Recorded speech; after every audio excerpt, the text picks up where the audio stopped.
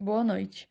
Então, eu, Sabrina e a Maxine estamos fazendo esse trabalho, que é a apresentação de um artigo científico para a disciplina de Cinesiologia no semestre de 2020A. O artigo que a gente escolheu tem como título Comparação do exercício agachamento nas superfícies estável e instável sobre a eletromiografia e percepção subjetiva de esforço. Esse artigo tem como objetivo verificar o efeito de diferentes intensidades de força no agachamento nas superfícies estáveis e instável, sob a atividade eletromiográfica e a percepção subjetiva de esforço.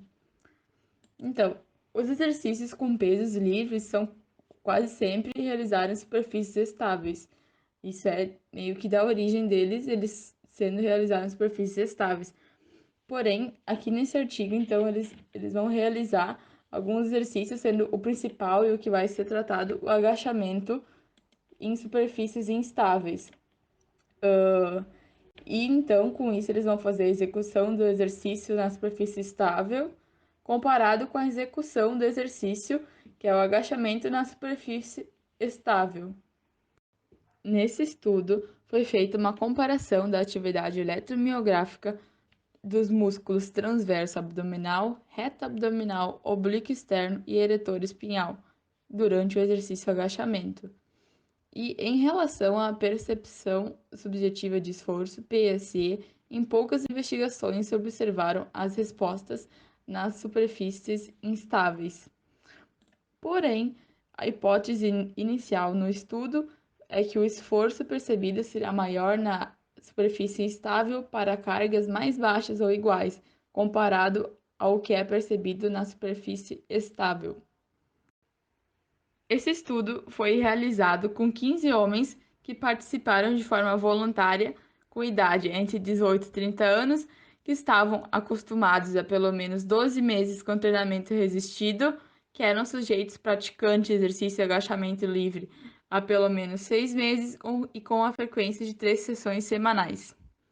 Para realizar esse estudo, também foram tomados os devidos cuidados éticos, que foram a explicação dos riscos e benefícios da pesquisa e os sujeitos participantes assinaram o termo de consentimento livre e esclarecido.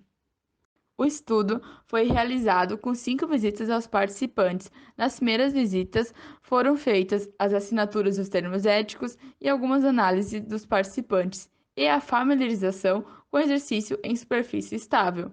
Na segunda visita, foi feita uma avaliação por meio de um teste de 1 RM no exercício de agachamento livre na superfície estável. Na terceira visita, os voluntários foram submetidos ao reteste de 1 RM. Na quarta e quinta visita, foi realizada a avaliação da atividade eletromiográfica nos músculos que também já foram citados na introdução, mas os músculos são transverso abdominal, reto abdominal, oblíquo externo e eretor espinhal, de forma randomizada e alternada com situações experimentais do agachamento na superfície estável e na superfície estável. Efetuou-se também a mensuração da massa corporal e da estatura dos participantes. Para a aquisição dos sinais elétricos, foram utilizados 4 canais e um eletromiográfico conectado a um condicionador de sinais. Os eletrodos foram posicionados em locais padronizados do lado direito nos músculos que foram citados no slide anterior. O mapeamento muscular foi realizado na primeira sessão do teste, sendo feita uma marca delimitando o contorno dos eletrodos na pele dos participantes, com uma caneta de alta fixação. A atividade mioelétrica foi captada no exercício agachamento durante 5 segundos de contração isométrica e durante repetições com cargas. Na realização do exercício agachamento e na coleta de dados, foi utilizado um limitador de amplitude de movimento para determinar as posições iniciais e finais de cada fase do exercício. Na realização do exercício na superfície estável, os participantes foram orientados a segurar uma barra com as mãos a uma distância superior à largura dos ombros, apoiá-la nas costas e realizar o movimento até que o joelho completasse o ângulo de 90 graus entre o segmento coxa e perna em relação ao solo. E na superfície instável, O exercício foi realizado com o participante apoiando cada um dos pés em um disco de equilíbrio, sendo inflado até 6 centímetros de altura para a execução de todos os testes. E para auxiliar na cadência e movimento, foi utilizado um metrônomo. Os resultados do estudo foram apresentados em forma de tabela. Aqui na primeira tabela a gente tem a referente à atividade eletromiográfica dos músculos já citados anteriormente. O músculo vasto lateral apresentou uma diferença significativa entre 70% da intensidade em superfície estável e 40% da intensidade em superfície instável. E também o eretor espinhal apresentou diferença significativa entre 60% da intensidade em superfície instável e 50% da intensidade em superfície estável. Aqui na tabela 2 a gente tem a percepção subjetiva de esforço, que foi onde o estudo encontrou a maior diferença entre as duas superfícies. Se a gente for reparar a intensidade de 50%, a superfície instável apresentou maior percepção de esforço quando comparada à superfície estável, e o mesmo se repete a 60%.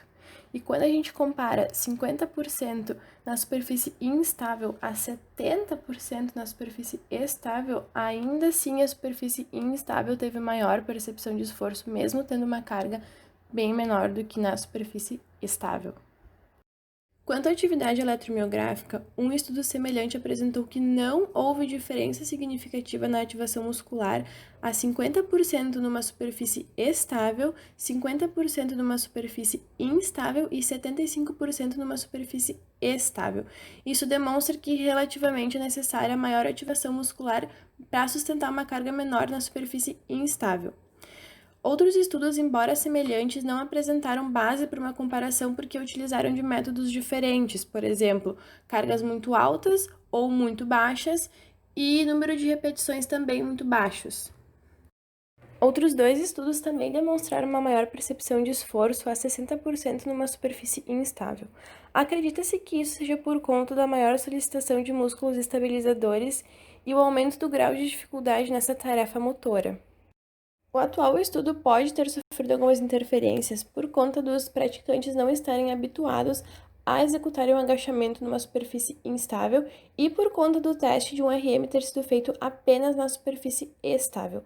Ainda assim, o estudo aponta exercícios em superfícies instáveis como uma boa alternativa para populações iniciantes, idosos ou alguém que está fazendo reabilitação por causar um menor estresse mecânico por conta das cargas menores.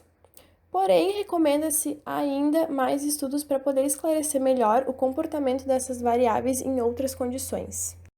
Por fim, então, o estudo conclui que o músculo vasto lateral teve maior ativação em superfície instável com menor carga em relação à superfície estável com maior carga. E o contrário ocorreu no músculo eretor espinhal, onde a maior ativação ocorreu com maior carga na superfície estável.